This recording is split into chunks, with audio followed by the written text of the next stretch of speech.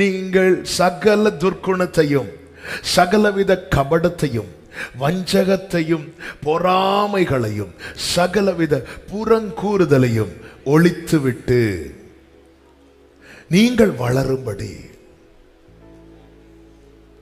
ஹல்லேலூயா. அப்போ வசனத்தை உட்கொள்வதற்கு முன்பதாக அநேக காரியத்தை ஒழித்துவிட்டு என்று வேதம் சொல்லுகிறது. இது வளர்ச்சியின் அடையாளம். என்னால புறங்கூறுதலை ஒழிக்க முடியலன்னா நான் வளரவில்லை என்று அர்த்தம். ஹல்லேலூயா. புதிதாய் பிறந்த குழந்தைகளைப் போல திருவசனமாகிய களங்கமில்லாத ஞானப்பாலின் மேல் வாஞ்சையா இருங்கள். ஒரு குழந்தை நல்ல பால் குடிக்குதுன்னு வைங்களேன், அடுத்து என்ன செய்யும்? கரெக்ட், சத்தமா சொல்லுங்க. கலக்குறீங்க. ஆமென். யாரும் இப்போ பால் குடிச்சிட்டு தூங்கல. நல்ல குழந்தை பால் குடிச்சிட்டுனா என்ன செய்யும்? தூங்கும். தாவீதுக்கு பாலே தான். தாவீது சொல்லுகிற, என் ஆத்துமாவை பால் மறந்த குழந்தைய போல அமர பண்ணினேன். அவ்வளவு குடிக்க வச்சிட்டீங்க ஆண்டவரே. அதனாலதான் சத்துரு சூழ்ந்திருக்கும் போது தாவீது பாடுகிறார், படுத்துறங்கி மகிழ்வுடனே விழித்தெழுவே, ஏனெனில் கர்த்தர் என்னை அச்சமில்லையே, வெற்றி தரும் கர்த்தர் என்னோடு. இதான் இளைப்பாறுதலை அனுபவிக்கிறவன். வருத்தப்பட்டு பாரம் சுமக்கிறவர்களை நீங்கள் எல்லாரும் என்னிடத்தில் வாருங்கள், நான் உங்களுக்கு. எத்தனை பேர் அந்த இளைப்பாறுதலை அனுபவிக்கிறோம்?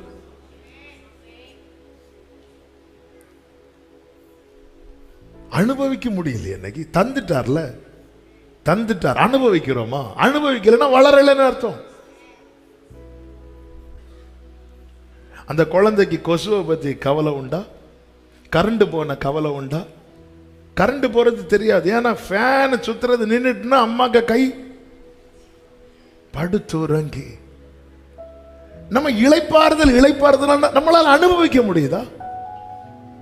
இளைப்பாறுதல் என்ன தெரியுமா? பிரச்சனை இல்லாத சூழ்நிலை மட்டும் கிடையாது. கொடுங்காற்று அடித்தாலும் கப்பலின் பின்னணி நித்திரை செய்திடும். அவர் ஏன் படுத்து தூங்குறாருன்னா அவருக்குள்ள அந்த இளைப்பாறுதல் இருக்கிறது. இளைப்பாறுதல் என்பது வெளியே மட்டும் நம்ம பார்த்துட்டு இருக்கிறோம். உள்ள அந்த கொந்தளிப்பு வரும்போது, என் ஆத்துமாவை நீ ஏன் கலங்குற? நீ தேவனை நோக்கி பார்த்துரு. நம்ம வளர்ந்துட்டு இருக்கிறோமா? நைட்டு தூக்கம் வரல, அவங்க இப்படி பேசிட்டாங்களே, இவங்க இப்படி பண்ணிட்டாங்களே, ஆண்டு ஒழித்துரு. யார் ஆண்டவர்? அவங்களையா? அப்படின்னா நமக்கு ரொம்ப சந்தோஷமா இருக்கும். இல்ல இல்ல இல்ல இல்ல. அதாவது எனக்கு தேவன் தந்த இளைப்பாறுதலை என்னால அனுபவிக்க முடியலன்னா, ஹல்லேலூயா, நல்ல இலை போட்டு சூப்பர் சாப்பாடை வச்சுட்டு ஒரு குழந்தைய கொண்டு அதுல உட்கார வைங்க. அந்த குழந்தை என்ன செய்யும்? விளையாடும். கோரஸா சொல்றீங்க. அது அனுபவிக்காதது. அது என்ன செய்யும்? சிலர் என்ன பண்ணுவாங்க, இப்போ அப்படி உண்டான்னு தெரியல, அப்படி ஒரு இலைய வச்சு கொஞ்சம் சோறு வைப்பாங்க, ஒரு பக்கம் கோல்டு வச்சிருப்பாங்க, இன்னொரு பக்கம் பணம் வச்சிருப்பாங்க, ஒரு ஓரத்தில் பைபிளை வச்சிருப்பாங்க. அந்த பிள்ளை என்ன எடுக்குதோ அதுதான் பின்னாட்கள்ல. இதெல்லாம் எகிப்திலிருந்து வந்தது. எகிப்தில் இந்த மாதிரி தான். அந்த பிள்ளை தெரிஞ்சு எடுக்குமா தெரியாம எடுக்குமா? அதான் ஏதாவது ஒன்று எடுக்கும் தெரியல. மொத்தமா பைபிள் வச்சா என்ன? அவன் சுத்தி பைபிள் வச்சு, ஹல்லேலூயா, பிறக்கிற குழந்தைய நாம கிளியாக்குவோம். நியூ இயர் சர்வீஸுக்கு பாஸ்டர்ஸை கிளியாக்குறோம். நல்ல காடா பார்த்து எடுத்து போடுங்க. ஹல்லேலூயா. ஒயிட் ட்ரெஸ் போட்ட கிளி நல்லதா பார்த்து. மேலேருந்து எடுக்காதீங்க. இடையிலிருந்து எடுத்தாங்க. இப்படிதான் நம்ம சர்ச்சில் ஒரு சகோதரி வரும்போது மேலேருந்து ஒரு கார்டு எடுத்து கொடுத்தேன். என்ன பாஸ்டர், இடையிலேருந்து எடுத்தாங்க. எடுத்து ஜோம் பண்ணி தாங்க, ஏசப்பா ஆசீர்வதிங்கப்பா, இடையிலேருந்து ஒரு கார்டு எடுத்து கொடுத்தேன். உடனே அவங்க வாங்கி இப்படி வச்சுட்டாங்க. வச்சுட்டு இப்படி பார்த்தா சத்துரு பொறுக்கி கொண்டு போயிடுவானா, அதனால் இப்படி வச்சுட்டு இப்படி பார்க்குறாங்க. அதில் என்ன எழுதியிருந்ததுன்னா, நான் உனக்கு இளைப்பாறுதலை, அது 1ஆம் தேதி காலையில். உடனே அவங்க என்கிட்ட, நீங்களே வச்சுக்கோங்க, நான் அம்மா கிட்ட போய் வாங்கிறேன், ஏன்னா அம்மா அங்கேருந்து ஜோம் பண்ணிட்டு இருக்கிறாங்க. அது நல்ல வாக்கு தத்துவம், நீங்களே. அது எத்தனை இருக்கு? 1ஆம் தேதி 12 மணிக்கு 6 முடிச்சுட்டு எடுத்த வாக்கு தத்துவம் என்ன, நான் உனக்கு, அது அது அது பியூட்டிஃபுல்லான வாக்கு தத்துவம். ஆமாம், நம்ம இளைப்பாறுதல் என்ன தெரியுமா, அப்படி படுத்துட்டு வண்டியில் போகிறது. நம்ம அப்படி நினச்சிட்டோம். ஹல்லேலூயா. ஸ்லீப்பர் இல்லை, இளைப்பாறுதல் என்பது தேவன் தந்த வாக்கு தத்துவம். இயேசுவினிடத்துல வரும்போது ஒரு தேவ பிள்ளைக்கு கிடைக்கிற சொத்து. வார்த்தையில் வளருகிறவர்கள் யாராய் மாறுகிறார்கள் தெரியுமா? வார்த்தை உடையவர்களாய் மாறுகிறார்கள்.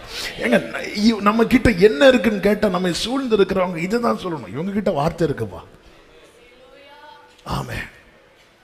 இஸ்ரவேலின் ராஜா மோவாபுக்கு விரோதமா யுத்தம் பண்ண புறப்படும் போது யோசபாத்துக்கு ஒரு அழைப்பு கொடுக்கிறார். நீங்களும் வந்தீங்கன்னா வாங்க சேர்ந்து போலாம் அப்படின்னு. யோசபாத்தும் அவனுக்கு அந்த சகோதர சிநேகம் உள்ளவன் யோசபாத்.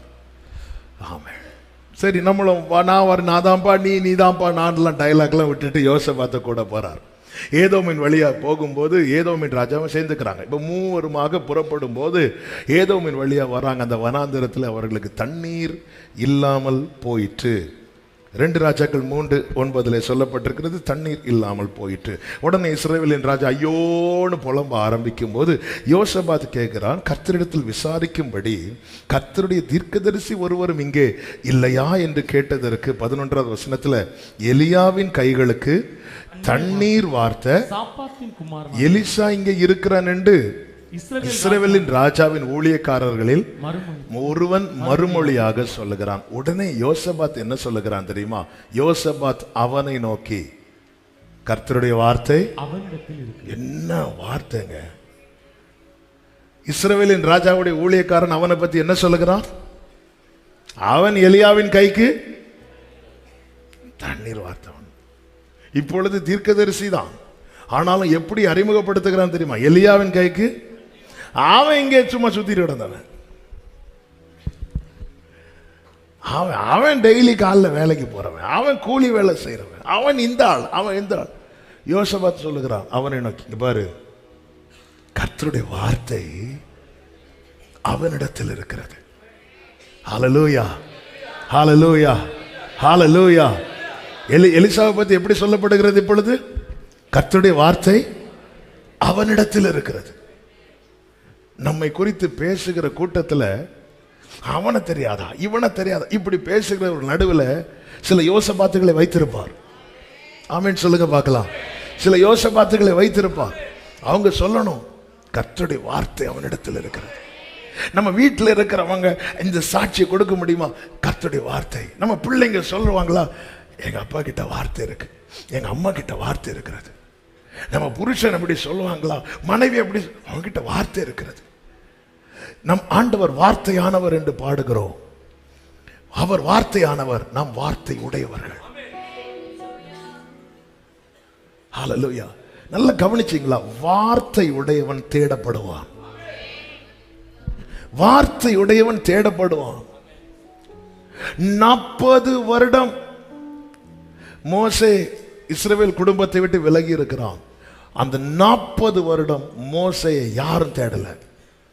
கர்த்தர் சொல்லுகிறார், இங்க பாரு, அந்த கோலை எடுத்துட்டு போ அப்படின்னார். தேவனுடைய கோலை எடுத்துக்கொண்டு புறப்பட்டான் என்று யாத்திராகமம் 4:20 சொல்லப்பட்டிருக்கிறது. எடுக்க வேண்டாம், நேரம் அதிகம் போகிறது, அடுத்த பாயிண்ட்டுக்குள்ள போகணும். 40 வருடம் காணாம போன மோசே யாருமே தேடல. ஆனா தேவனுடைய கோலை எடுத்துக்கொண்டு போன மோசே ஒரு 40 நாள் மலைக்கு மேல ஜெபம் பண்ண போனாரு. ஜனங்க தேட ஆரம்பிச்சிட்டாங்க. எங்களை நடத்தி கொண்டு வந்த மோசேக்கு என்ன ஆச்சுன்னு 40 வருஷம் ஒருத்தன் தனியா போய் உக்காந்து இருக்கிறான், அவனை தேட முடியல. கடந்த நாளில் இந்த வார்த்தையை மெடிடேட் பண்ணும்போது பரிசுத்த ஆவியானவர் சிந்தையில கொண்டு வந்த வார்த்தை என்ன தெரியுமா?